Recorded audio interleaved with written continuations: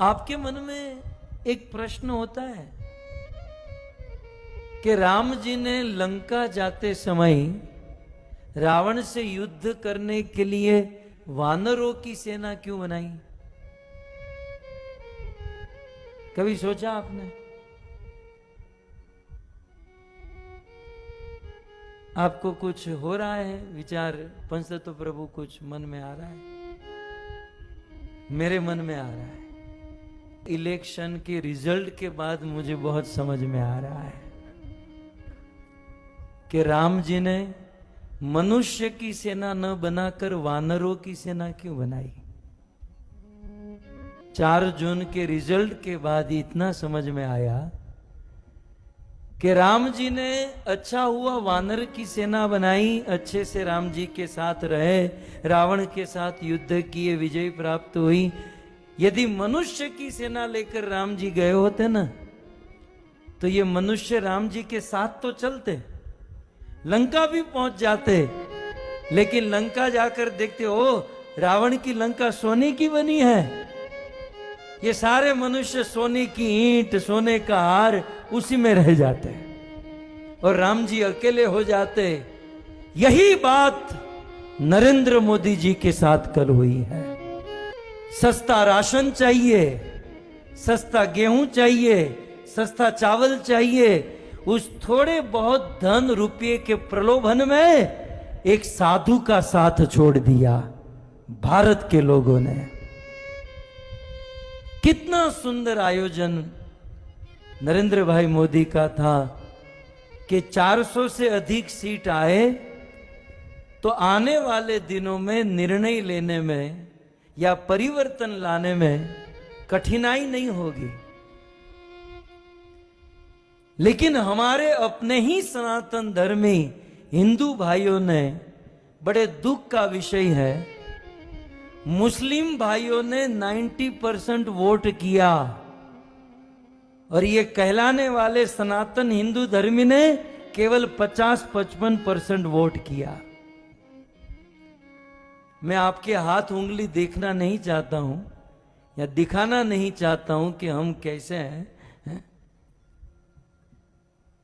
लेकिन बड़ा दुख होता है कि हरि का एक लाल है। 70 साल के बाद कोई एक हिंदू सनातन धर्मी, सनातन धर्म को आगे बढ़ाने वाला, भारत का नेतृत्व करने वाला, भारत को विश्व गुरु बनाने वाला एक आदमी आया और 10 साल काम करके एक मांग रखी थी कि अब की बार 400 पार, लेकिन 300 पार भी नहीं की है। आधे लोगों ने वोट ही नहीं किया और जिन्होंने वोट किया वो प्रलोभन में फंस गए।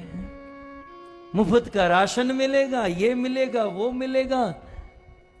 अरे राशन पानी तो भाग्य की बात होती है, यह दिन दूर नहीं।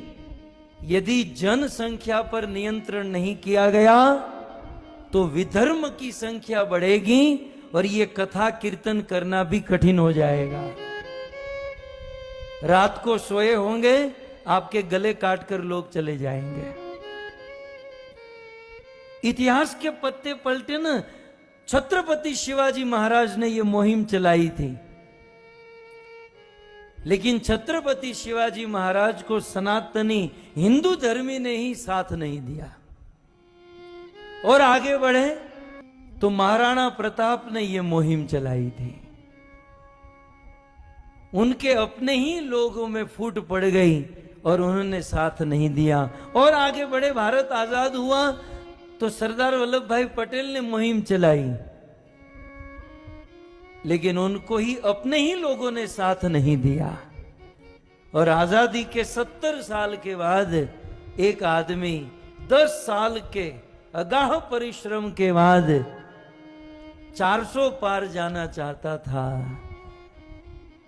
लेकिन हमारे अपने हिंदू सनातन धर्मी ने ही उनका साथ नहीं दिया। मैं तो मोदी जी को यदि मेरी आवाज पहुंचे तो यही सलाह दूंगा, भाई आप 70 साल के हुए हो, खा पीकर मौज करो, ये किसी के नहीं होने वाला है। इनको गुलामी करने की आदत ही पड़ गई है। एक आदमी ने बहुत सुंदर लिखा कि ऐसा लग रहा था कि हिंदू जागा है। ऐसा लग रहा था पिछले 10 सालों में कि हिंदू जागा है, लेकिन कल समझ में आया जागा था बाथरूम करने के लिए, फिर सो गया।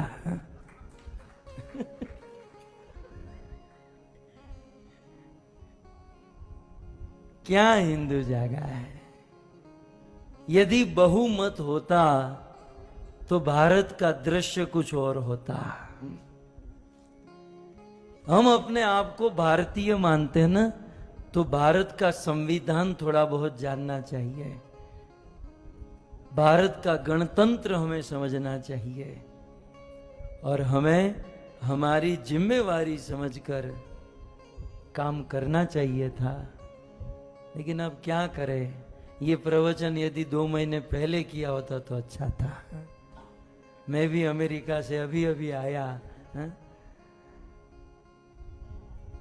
लेकिन हमें तो विश्वास था, पता नहीं ऐसा निकलेगा। एक बात याद रखिएगा, मोदी जी तो प्राइम मिनिस्टर बनेंगे, वो तो बड़ा प्रधान हो ही चुके हैं, लेकिन जो उनको निर्णय लेने हैं वो नहीं ले पाएंगे क्योंकि अल्पसंख्यक है। जो उनको क्रांति लानी वो नहीं कर पाएंगे। तो इस दौर से ये मोदी जी की हार नहीं है, ये हम हिंदुओं की सनातन धर्म की हार है, ये हम लोगों की हार है। और हम लोग वो छोटे छोटे प्रलोभन में हैं। मुफ्त का राशन मिलेगा, गैस का बाटला सस्ता हो जाएगा, तेल सस्ता हो जाएगा, હવે લઈ લો સસ્તું કરજો હવે તમે। धर्म के, इस सनातन धर्म के उजागर करने में एक बहुत बड़ी आश थी, एक बहुत बड़ा होप था, लेकिन नतीजे के बाद बहुमति से यदि मोदी जी नहीं आए तो एक हिंदू धर्म के लिए